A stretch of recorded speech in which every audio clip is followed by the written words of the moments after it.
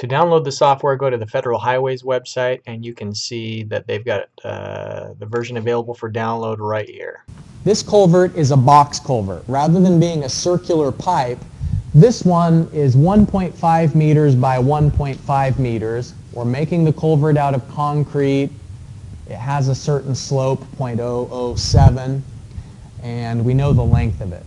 Now if you think about what HY8 is going to be asking you for, it asks you for the inlet station and the outlet station.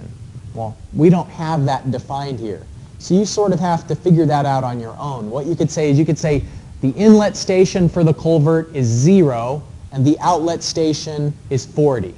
Because what we know is that we want to simulate a culvert that's 40 meters long.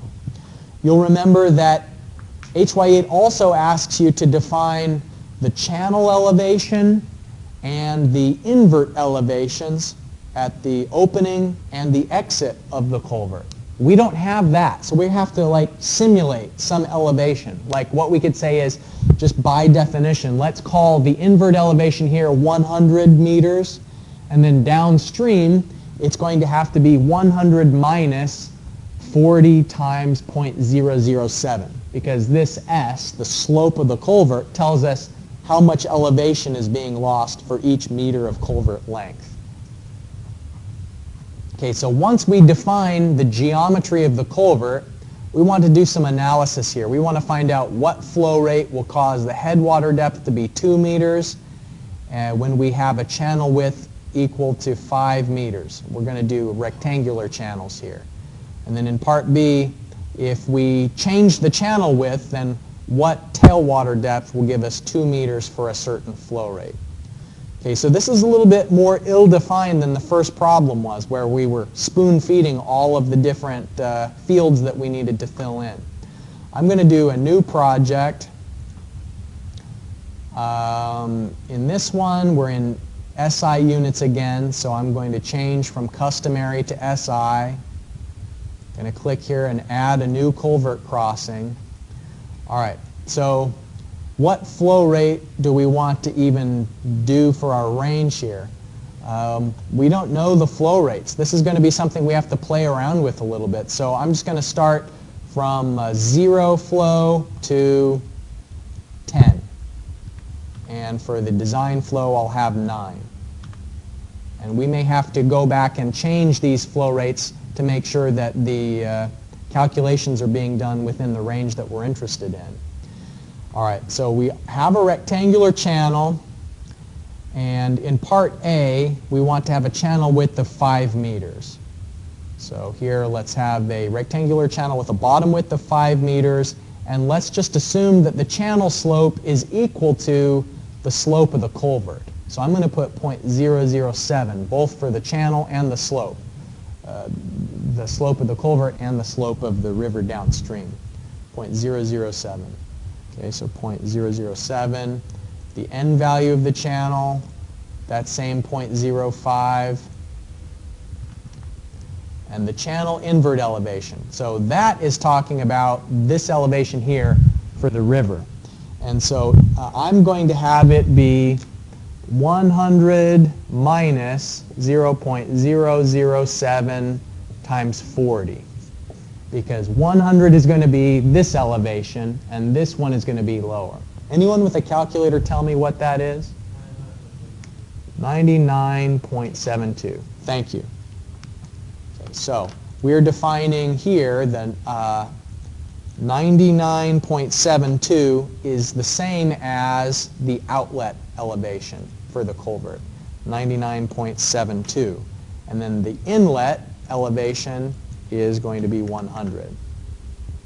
How long is the culvert? 40 meters. So I'm going to call the inlet station of the culvert 0 and the outlet station 40.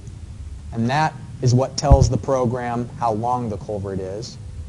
Now, the roadway information. If we go back to this question, we don't really know anything about the road. But we don't want overtopping. And so I'm just going to put in some fake information for the roadway data. because I don't really care what happens once the overtopping occurs. I'm interested in what happens before the overtopping occurs. And so I'm just going to say that the crest length is 5 meters, the crest elevation. If this is 100, then I want to find out how much headwater is up to 2. I'm just going to call it like 103, the elevation of the roadway surface. Is there a question in the back? Did you have a question? No, it was different values. Okay. Right, yeah. The channel is the river's end value, and then this end value is based on what it's made out of. The top width, let's just assume it's 2 lanes, and each lane is maybe 4 meters, and so we'll give it 8-meter top width. Again, the roadway data doesn't matter because we're trying to find out how this behaves before it overtops. All right, the example said it is rectangular and the dimensions are 1.5 by 1.5 meters. Okay, so here, instead of circular, I'm going to select a concrete box, and it is 1,500 millimeters in span and 1,500 millimeters in rise. I'll leave the embedment depth, all these defaults here for the end value of concrete. I'll have it be straight culvert, and just leaving the...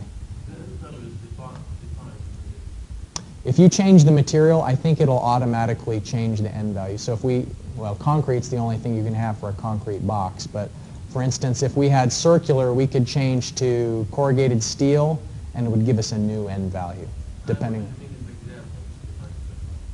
Yeah, for an exam. Oh, the example. Oh, it does? Oh, okay. Oh, okay, yeah, thanks for noticing that. All right.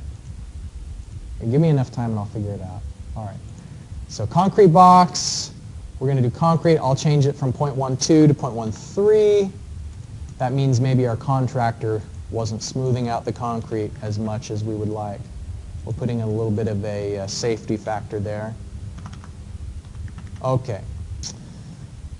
And we already specified the elevations and length of the concrete. So let's analyze and just see what's happening, because what we want to find out is what flow rate causes 2 meters of headwater. We don't know yet if we are doing the simulation at the right flow rate. So we will analyze the crossing. Headwater elevation of 2 meters. It looks like it's around between 5 and 6 cubic meters per second.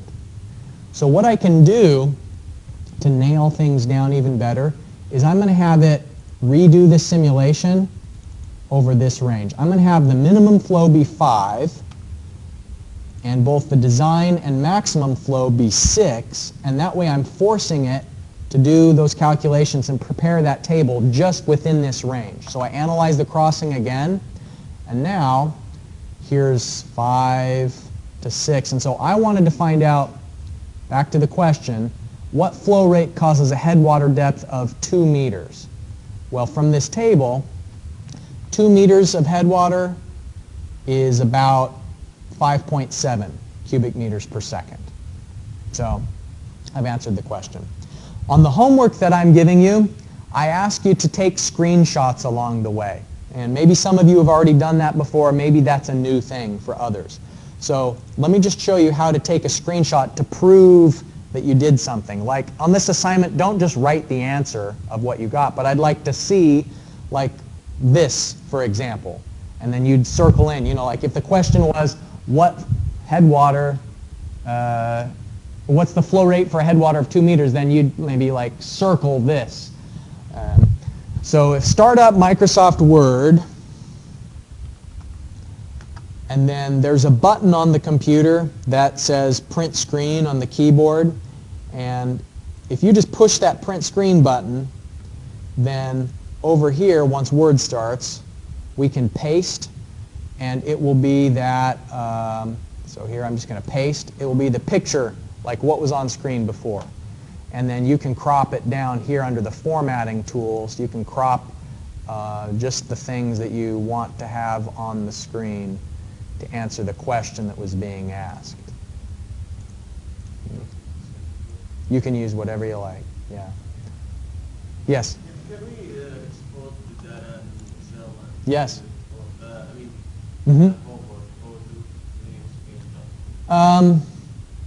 You know, exporting it to Excel is just an extra step, but if you prefer to do that, that's fine too.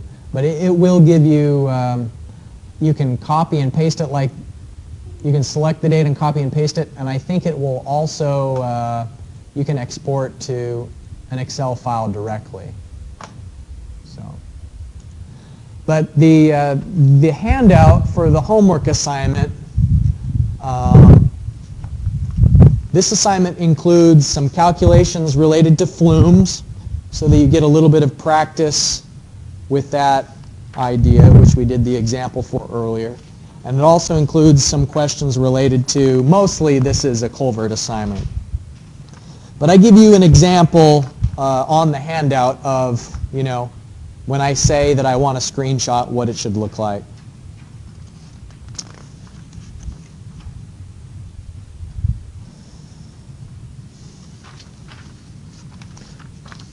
All right, so what was the second part of this example? We answered the first one. We found the flow rate that causes the headwater equal to 2. So now, the rectangular channel width, what channel width downstream will cause the tailwater to be 2 meters for that flow rate? So the flow rate that we found in part A was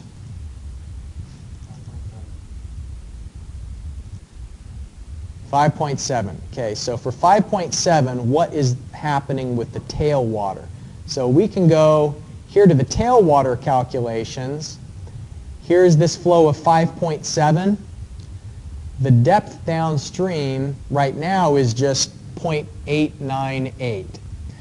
So we could make that channel narrower than it is right now if we wanted to. So the question that's being asked by the example is, if you made the channel narrower, what would you have to have as the width of the channel so that the tailwater depth is 2 meters? So what we could do is go back into here, and the channel width right now is 5 meters. Well, what if it was 3? So let's view that. At 3 now the depth is up to 1.4. So we can make it even narrower because it increased the depth of water from having the channel narrower. So we could make that channel instead of 3 meters wide, let's see what happens if it is 1.5. At 1.5 meters of width and 5.2 cubic meters per second, now it looks like it's too much. And so it's just kind of like an optimization process where we could play around with the parameters that are described and find out through iteration what is the correct channel width.